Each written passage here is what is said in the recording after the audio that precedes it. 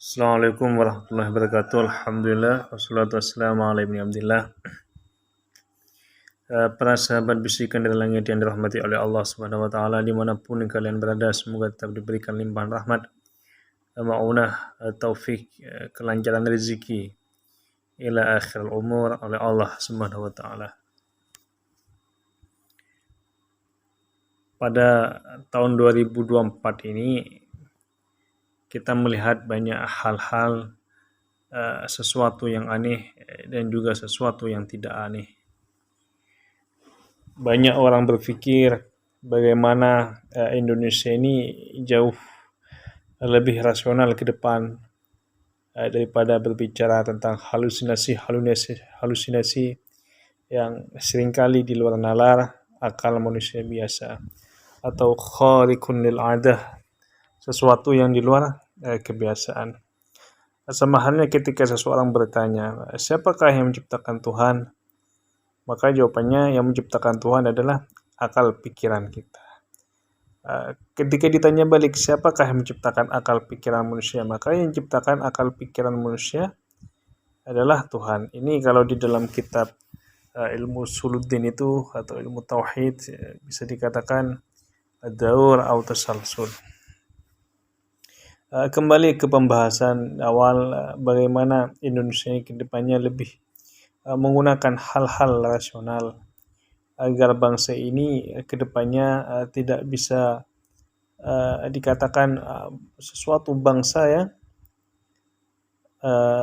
ngibul maksudnya. Karena di negeri ini nasab itu seringkali menentukan nasib.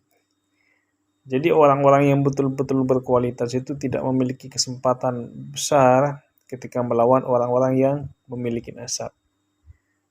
Sehebat apapun itu, masuk ke suatu lembaga apapun itu, kalau nasabnya sudah tidak baik, maka nasibnya juga seringkali tidak baik.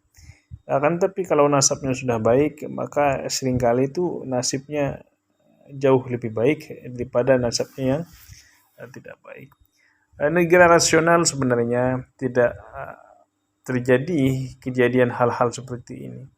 Karena negara rasional tersebut adalah di mana masyarakatnya itu lebih mengedepankan kualitas daripada mengedepankan dia anaknya siapa dan keturunan siapa.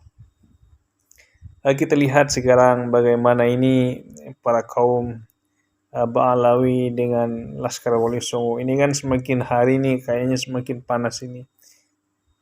Saling jotos-jotosan, tapi bukan dengan tangan dan kaki, tapi dengan strategi, dengan ucapan-ucapan, dengan omongan-omongan, dengan pikiran-pikiran, hingga sampai saat ini semakin merebak ini. Tapi kalau saya lihat perseteruan ini sekarang sudah dimenangkan oleh keturunan para Wali Songo. Karena gencar sudah membuat laskar semisal PWI. Sedangkan banyak para habib-habib ini yang kepercayaan masyarakat terhadapnya sangatlah berkurang pada saat ini. Karena masyarakat Indonesia ini sekarang sudah diajarkan bagaimana menjadi masyarakat yang rasional, tidak mau dijadikan budak oleh siapapun, karena Tuhan sesungguhnya itu adalah Allah Subhanahu wa taala, yaitu Tuhan kita sendiri. Para sahabat bisikan dari langit yang dirahmati oleh Allah Subhanahu wa taala, bagaimanapun tidak bisa dipungkiri memang bahwa nasab itu memang menentukan nasib kalau di negeri ini. Tapi kalau saya kaji dan saya baca di beberapa negara-negara itu seperti di Eropa dan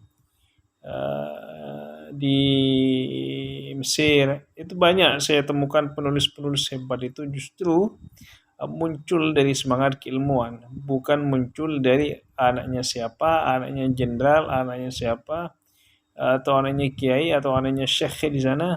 Kalau di Mesir gak ada kiai, di Eropa gak ada kiai, adanya ya pakai bahasa Arab itu pakai syekh. Mereka itu hebat atau bisa dikatakan muncul itu ketika semangat mereka, gairah mereka dalam ilmu pengetahuan dan semangat mereka itu luar biasa sehingga mampu menyebabkan mereka itu muncul ke permukaan sebagai orang-orang yang betul-betul berkualitas. Apakah di Indonesia seperti itu? Kalau anaknya kiai di Indonesia itu, walaupun dia tidak terlalu pintar, walaupun dia tidak terlalu alim, dia pasti akan menggunakan praktek ta'limul mutalim. Bagaimana kalau kata kitab ta'limul mutalim itu ta'limul ilmi wa ta'adimul ilmi wa ta'dimul ustad.